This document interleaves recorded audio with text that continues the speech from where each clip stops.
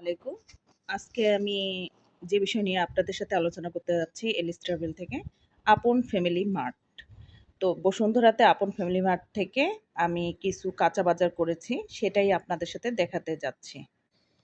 আজকে এটা আমি ঢেঁড়স কিনছি। তো ঢেঁড়সের কেজি ছিল ১১০ টাকা কেজি। তো ২৭০ গ্রাম ওয়েটে উঠছিল। তো সেটার প্রাইস পড়ছে ২৯ টাকা। এটা হলো পটল। তো পটলের হচ্ছে কেজি হলো ১৫০ টাকা। তো ৫৫০ গ্রাম ওয়েট, প্রাইস পড়ছে ৮২ টাকা। সবচাইতে বেশি হলে এই কাঁকরোলের দাম ১৪২ টাকা লিখা আছে, কিন্তু আজকে তাদের রেট বেড়ে গেছে ১৫২ টাকা।